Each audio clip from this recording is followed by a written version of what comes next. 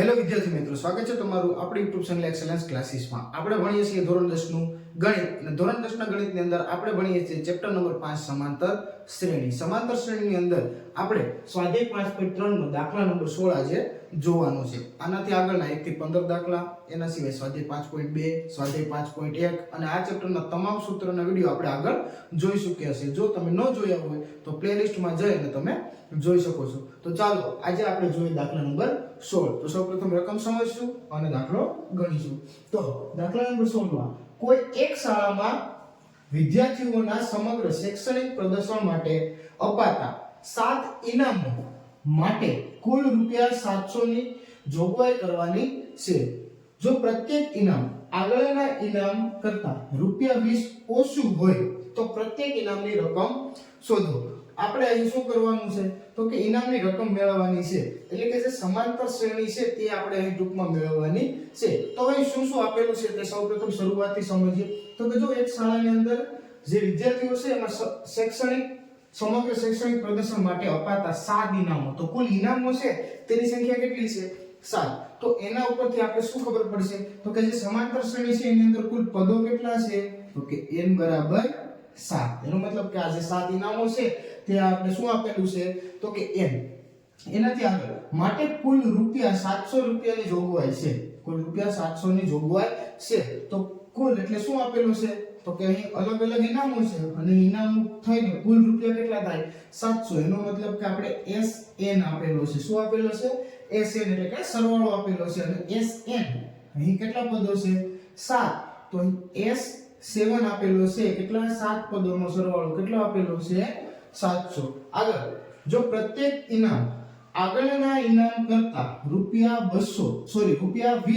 ઓછું હોય, મતલબ કે આ દરેક ઇનામ અહીં શું આપેલું છે તો કે 20 ઓછું હોય. ઓછું એટલે આપણે લેશું માઈનસ અને 20. તો -20 છે d થશે. d એટલે શું? સામાન્ય તફાવત. સામાન્ય તફાવત કઈ રીતે તો કે જો એક ઇનામ છે, કોઈ એક ઇનામ છે, દાખલા તરીકે a, બીજું છે બીજું પદ, એ આગળના પદ કરતા કેટલું ઓછું છે તો કે 20. તો આપણે શું સમજીએ છીએ તો કે આપણે જો આ a1 આગળના પદ કરતા આ પદ જે છે a2, આ a2 એના આગળના પદ કરતા 20 ઓછું છે.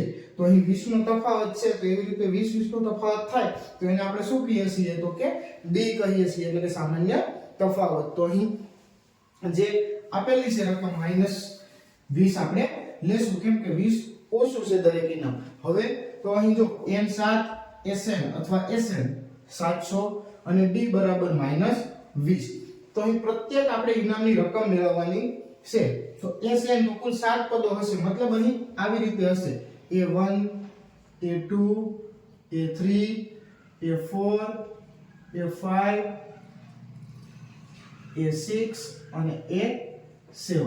કુલ 7 પદો હશે. એમાંથી સૌપ્રથમ આપણે પ્રથમ પદ મેળવશું, પછી બીજું, ત્રીજું અને પછી આપણે દરેક પદ મળશે. તો અહીં પ્રથમ પદ આપણે ખ્યાલ છે નહીં, એટલે કે જો તમને n આપેલો છે, SN આપેલા છે અને d આપેલા છે, તો અહીં આપણે SN નું સૂત્ર છે એની ઉપરથી a મેળવી શકીએ તો કે હા, પ્રથમ પદ આપણે મેળવી શકીએ. જો પ્રથમ પદ મળી જાય તો શું થશે તો કે એના પછીના દરેક પદ કેટલું ઓછું છે? 20. તો એના પછીના દરેક પદમાં આપણે 20 ઓછા કરતા જશું એટલે આપણે આખી શ્રેણી મળી જશે, અથવા તો આપણે પ્રત્યેક ઇનામની રકમ મળી જશે. તો સૌપ્રથમ સૂત્ર મૂકી દઈએ: SN બરાબર n/2 મોટા કૌંસમાં 2a વત્તા નાના કૌંસમાં n-1 નાનો કૌંસ પૂરો અને એની સાથે d ગુણાકારમાં અને મોટો કૌંસ પૂરો. SN બરાબર S7 આપેલા છે, તો S7 લઈ લેશું. n ની જગ્યાએ 7, તો 7/2 કૌંસમાં 2a, તો a અહીં આપણે નથી આપેલો એટલે a આપણે n ના એમ લેવા દેશું, પ્લસ n કેટલા આપેલા? 7. તો 7 - 1 અને d -20. તો અહીં આવી રીતનું થશે. આ પદ એમને એમ લેવા દેશું. અહીં S7 આપણે આપી દીધા છે કેટલા? 700. તો અહીં કેટલા લખી દઈએ આપણે? 700. અહીં 7/2 કૌંસમાં 2a એમના એમ રાખીશું. આ પ્લસ 7 - 1 એટલે 6 થશે અને એના ગુણાકારમાં -20 છે, તો અહીં -20 આવી રીતે રાખી દઉં છું. હવે આ બંનેનો ગુણાકાર કરી દઈએ અહીં 7/2 700 એમના એમ, અહીં 7/2 પણ એમને એમ રાખીશું.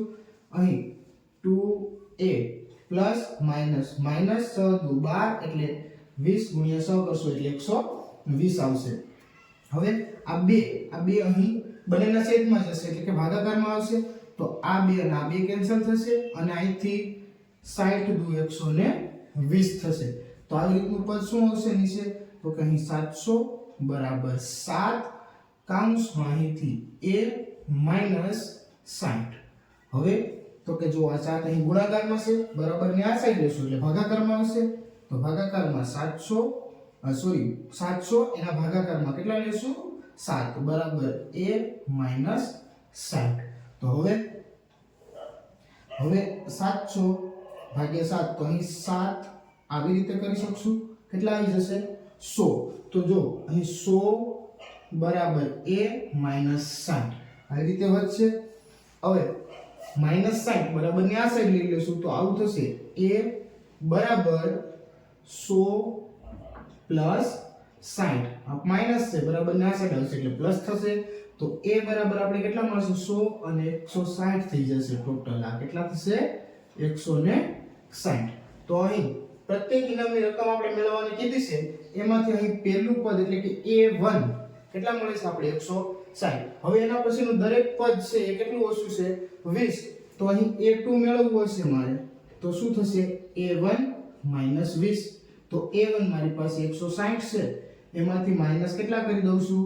તો કે 20 એટલે કેટલા મળી જશે? 140. કેટલા મળશે? 140. એના પછી ત્રીજું પદ a3 તો એ પણ એના આગળના પદથી 20 ઓછું એટલે a2 માઈનસ 20. તો a2 મારે કેટલા મળી ગયા મને? 140. તો 140 માઈનસ 20 તો કેટલા આવશે? 120. તો અહીં 120.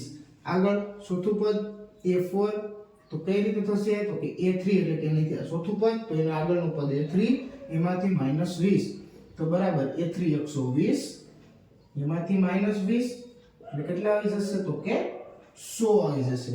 એના પછી પાંચમું પદ તો a5 a4 માઈનસ 20 કઈ રીતે? તો કે પાંચમું પદ એના આગળના પદ કરતા 20 ઓછું. તો ચોથું પદ 100 તો 100 માઈનસ 20 એટલે કેટલા થઈ જશે? તો કે 80 થઈ જશે. છઠ્ઠું પદ લઈ લઈએ a6 તો a6 બરાબર અહીં a5 માઈનસ 20 તો a5 80 હતા તો 80 માઈનસ 20 બરાબર 60.